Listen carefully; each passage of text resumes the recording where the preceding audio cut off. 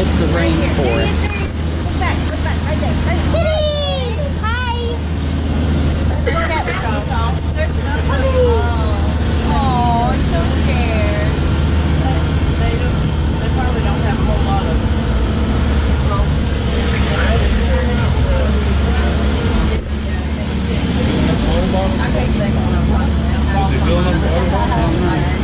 Oh man. They know it by name.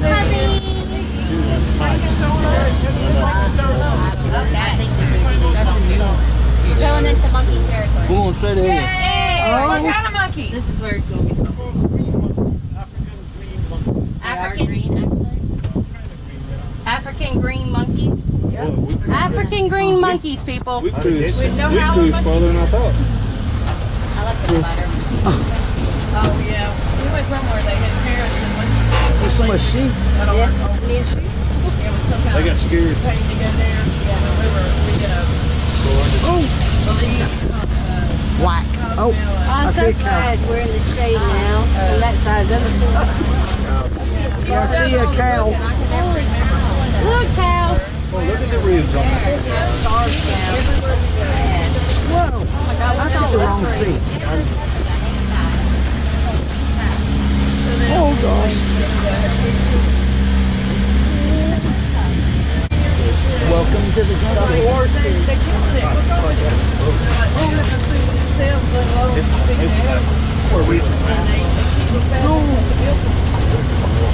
Oh no.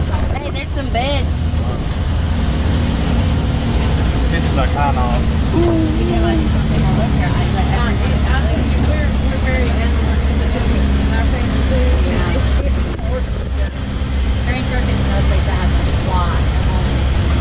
We haven't. We've only done. But we never left the fort for that one. Not leaving Fort King this time.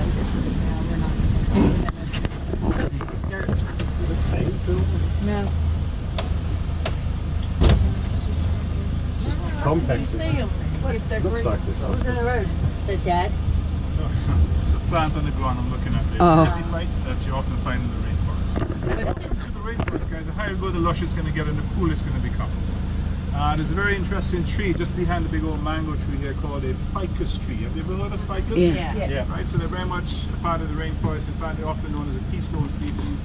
Many life forms are attracted to the ficus family of trees. One of the telltale traits of a ficus type tree is its aerial roots. Ever heard of the banyan tree? Yeah. So the banyan tree is a ficus that grows to a tremendous size in girth because of those aerial roots becoming secondary trunks, allow it to grow horizontally. Yeah. Uh-oh.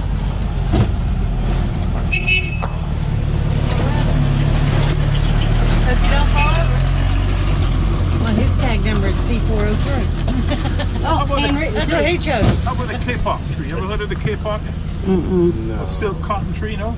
Alright, so it's this big tree ahead of us here. It has a ramrod straight trunk, horizontal branches, and flared buttressed roots. These are one of the giants in the Amazon in Central America. So they're one of the American rainforest type trees that grow to, we're talking about 200 feet high. Oftentimes an emergent tree through the forest canopy, where the horizontal branches become a nesting site for harpy eagles. Oh, Have you ever heard of the movie Avatar? yeah. The movie Avatar is something called the Tree of Life. Yeah. So the Tree of Life is fashioned after this tree. Oh, Not only does it have nesting eagles in its vertical trunk on the top end, it's also got bats that pollinate during the dry season because it's a deciduous tree. So it can be a surreal sight seeing this under the full moon in the dry season. Think about that for a minute. K-pop or silk cotton is its name. And it can reach 200 feet. It smells really earthy. Yeah, butterfly.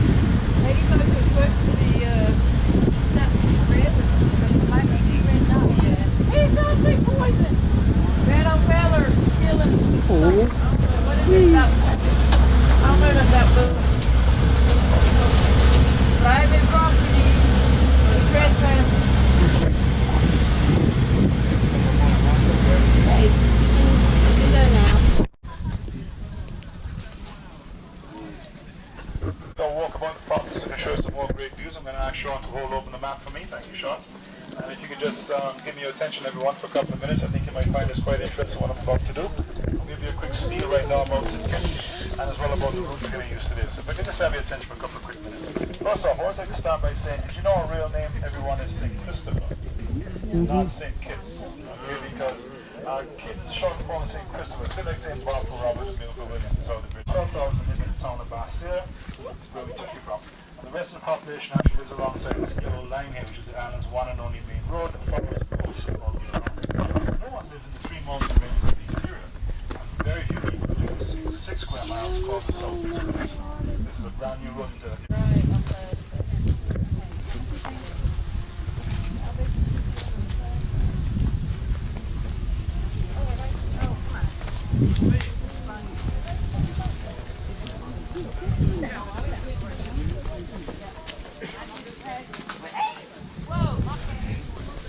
Of course, it would have probably been a little more helpful.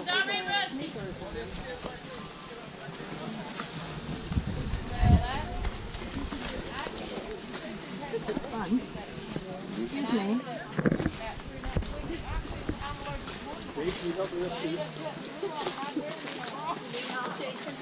Hey, Kate. Can't wear my sneakers, you said. Yeah.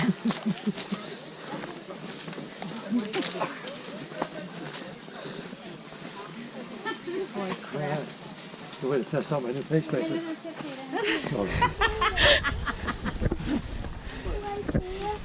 How you doing back there? Hi.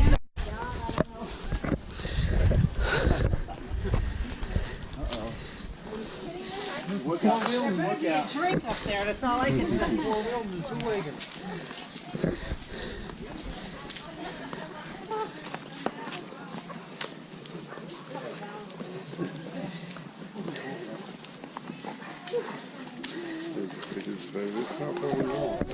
Exactly. This is a video of it.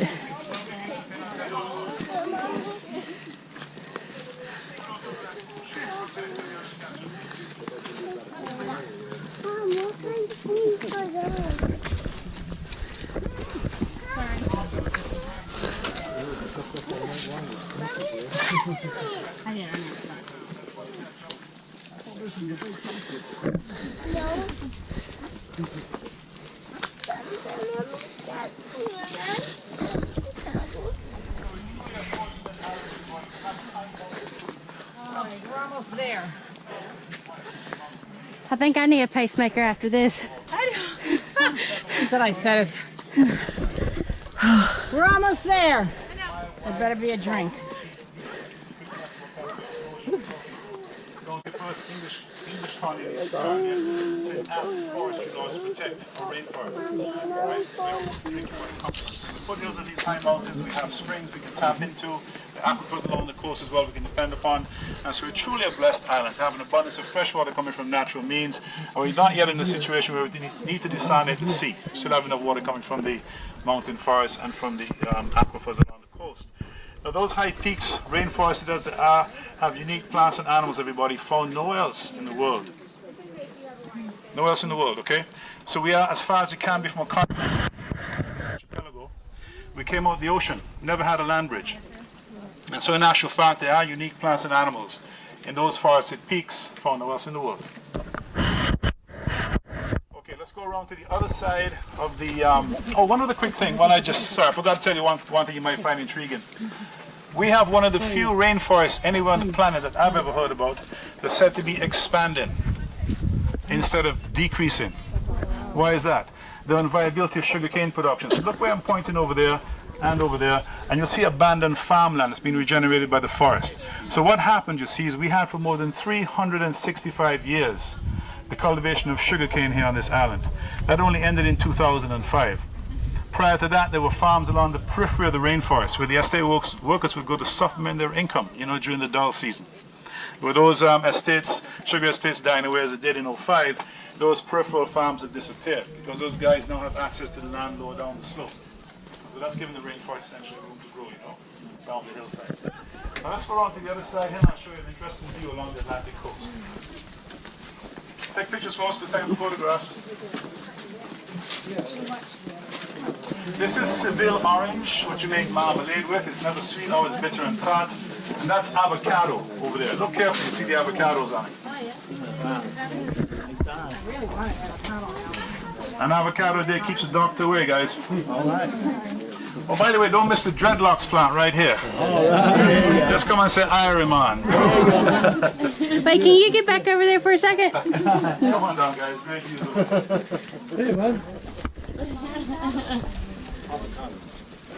Look, close it down.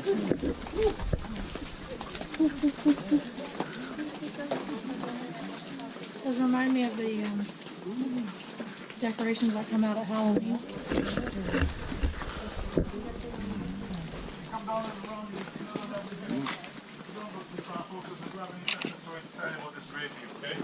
This is downhill.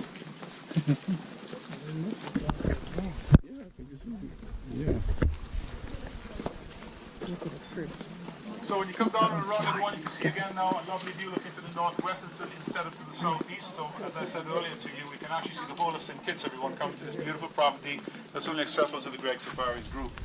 And of course, as I mentioned as well a little while ago, the best part of our drive comes next. Okay, we're going to go down into the rainforest below here, out into those farmers' gardens and down to the far coast. But now let me just tell you a bit about the sugar industry that dominated the land here for so long, because from this vantage point, we have a lovely view out over the Atlantic coast where there's lots of open fields.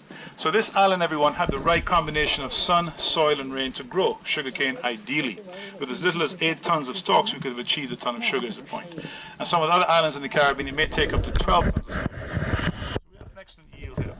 But the problem, you see, in growing sugarcane on St. Kitts, as to why it was forced to close in 2005, was that 80% of that cane had to be cut with machetes by hand because it grew on slopes.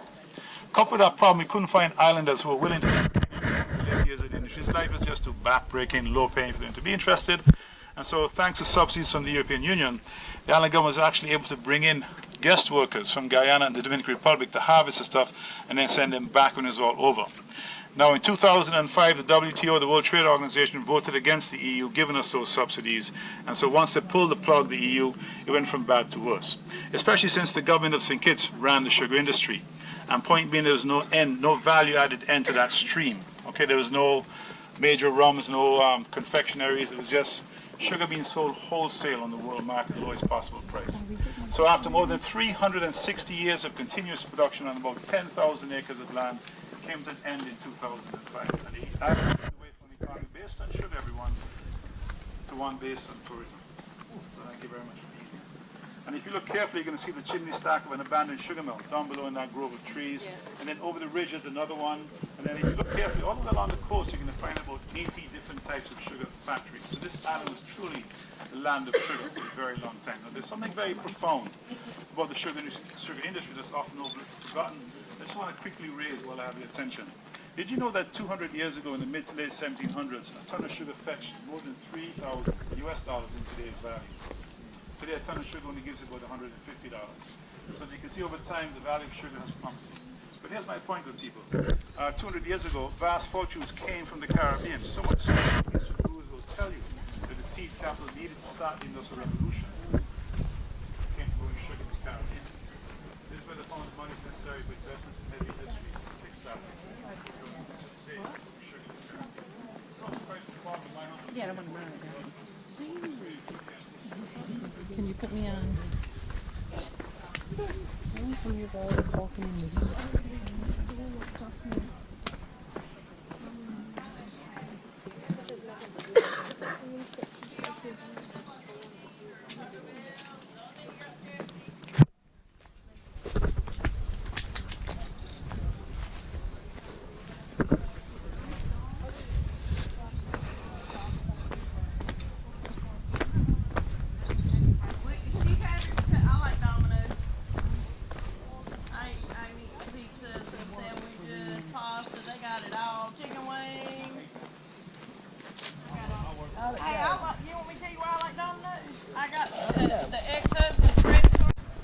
You're having the food for thought on that one, okay? And also, let me just point out some really good photo opportunities. Take a look at this one. This picture can say, I'm in the rainforest, man. You come on down here, see what I mean? So look around, guys, good photo opportunities. You've got the coconut tree as well as a nice backdrop. Oh yeah. And for those of you who've never seen a plant that reacts to touch, if you've never seen what's called a sensitive plant, come and have a look at this, right up here. So we've got an unusual plant to show you. A plant that reacts to touch.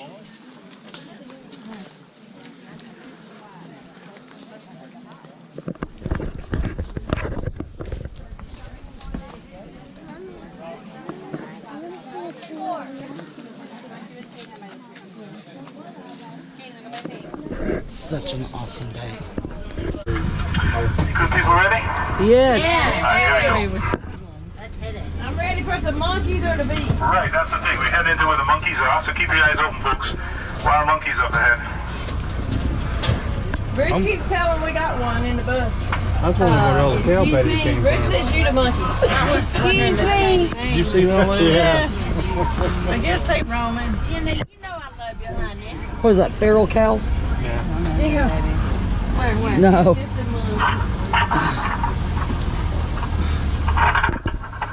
You my little monkey. Hey, it's a nice place to live. Okay, folks, a little steep on the corner as we turn to the right. Oh, Lord. There you go. Oh. Don't miss the ficus tree over on the right again with the long roots, the aerial roots coming out from above. Ooh. I heard someone say Tarzan. I had to respond. Being last year's hurricanes felled a couple of huge trees. And your comfort is my goal, okay? That's why I asked that question earlier. Guys, look to the left. You're going to see a lovely view looking back up into the mountains. And notice how that farm is being turned into one of pineapples and coconuts, etc. Root crops, avocados, etc. But higher up the slope, you can see the abandoned farm is being regenerated by the forest there. Skull Island. You guys see the avocado tree? Where?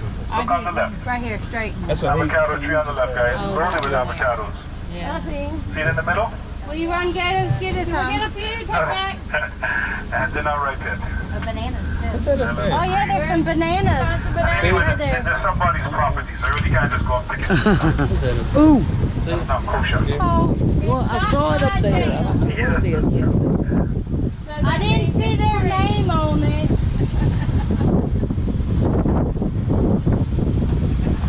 And you can see the bananas again here. But those are the monkeys that taking a few of them. Yeah. They're attacking. Leave our bananas alone, or something. Look, there's a banana. As we turn the bend, everybody, if you look on the left, you're going to see that abandoned sugar factory on the hill. So once you cut your sugar cane, you really only had a couple of days before that sugar became acidic. So you had to be processing your cut cane very rapidly once you cut it. Hence those strategically placed sugar mills in the middle of the cane fields. Now what's on the right, of course, is a pasture where they're grazing cattle. You can see all over the Atlantic, and we're heading for that far coast. I didn't notice it yet. We're coming from back there. We were done at first in Naples. I didn't see no monkeys. I ain't seen monkeys either. Part of the Zoo. Sugar cane factory, plantation, factory. Ooh. They don't do sugar cane. I guess we're going to the beach. No man, that's finished. In 2005 the industry closed down. Some people grow it in their backyards for their own use, but not for making sugar. Folks, if you look on the right, you can see where we just came from. That's Dr. Fosbury's house up there. Oh, wow. And we're in front of the little one at the bottom end. He lives in the one at the top end where that small dog was barking earlier on. These guys do beauty. And then directly ahead of us, you're looking out over the Atlantic as we look to the east. And here you can see some more good organic beef being grazed. Sorry guys. Cheeseburger. Hi, baby. It's gonna be lean burger. That's ribeye. And so a lot of the people here, especially the poor folks in the countryside, will invest their savings into livestock, especially the sheep and goats, but also in the cattle and pigs and things like that. Oh, and it's changed. He's chained so he don't roam around. Also coming to view where people are some old fridges that have been recycled to give the cattle their drinking water from. So those are the cattle's drinking water troughs. Yeah, they're closed. Well, I think they the owner knows what he's doing. He'd probably come by in the afternoon and open him up. We're He very does. sympathetic. I realize that. Yeah, that's good. Me too. No, he's for food, but still. Till they pop him in the head, he's Yeah. Oh boy. well taken care of. Okay. Let me show you something interesting here. I gotta change batteries. Yeah. 15. So, as you know, in the Caribbean, there's a lot of poverty. Yeah. So a lot of people are self-reliant when it comes to curing themselves. And what we love in the Caribbean is bush tea. Bush tea? TEA. Bush tea. So we make bush teas for everything. Fevers, flus, anything you have. Arthritis. Does it help backaches? I need it. Backaches. Yeah. I need some bush tea, please. Oh, this right here. But this one here is what we call cattle tongue. Some people call it black sage. But if you take a little bit up and crush it, don't put it in your mouth, just crush it and smell it. You'll see how pungent it is. And this is what we turn into delicious. Oh, that's a smell to it, don't it? So this is this is in the eggplant family. It's a trooper family type plant. Also related to deadly nightshade. I need some tea. You can fry okra. Oh, yeah. Yeah. Very good. Yeah. We're from the south. We like Oh yeah, for sure. You know that now. fried squash, fried okra, anything fried Yeah. is good. That's true. And the hurricane last year blew away the guy's greenhouse, but you can see his catchment pond below still there, where apparently he grows tilapia fish. Oh, neat. Yeah. Don't fish farm. His family must eat well. Yeah. Now as you go around the bend, you're going to get a lovely view looking into the interior of the island, where sugarcane used to grow extensively. That sounds And I'm so just good. going to get close to this mound here. Somebody's cooking Up something. for a minute. And if you guys look over on the left, you can see over the grass there, you know, the mountains, the plantations went way up into the mountains. And then directly ahead of us are the ruins of a sugar factory.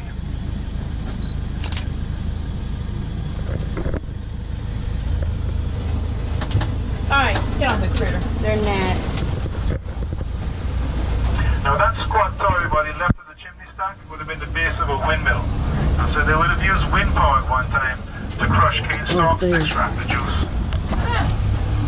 And then that lovely church of James Ramsey you can see coming up on the right is the cedar shingle roof, cut stone wall building you see at about 3 o'clock in your view. And what was that? That's the church where he wrote Amazing Grace.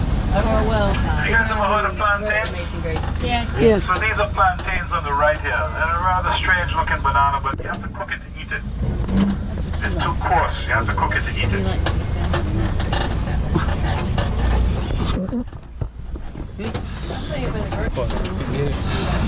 Fried plantains are okay.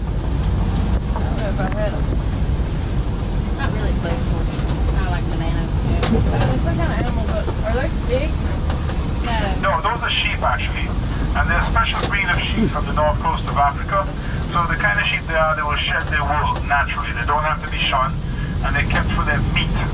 See them up ahead? Yeah. So mutton is very popular here. Have you guys ever heard of indigo? Yes. So I'm touching an indigo plant right here with my hand, right? What? That famous dye, indigo, it's a purplish blue dye, comes from that plant. It used to be a plantation crop, but it's now, you know, just growing wild. We didn't get no black thing. Need some of the black. They used to color blue jeans with that, apparently. Yeah. Then, It took they got our blue jeans on.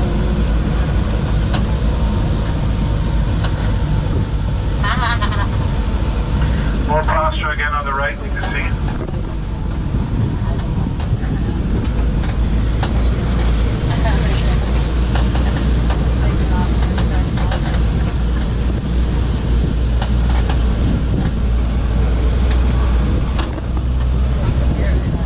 Are the gas prices real high here like other places? Oh yeah, higher than in the States for sure. Yeah, well, Now let me just pull over here and give you a chance to photograph, if you like, the Church of James Ramsey, which is of course the old church of that major. Again, you're going to see recycled fridges on the right to give livestock their drinking water.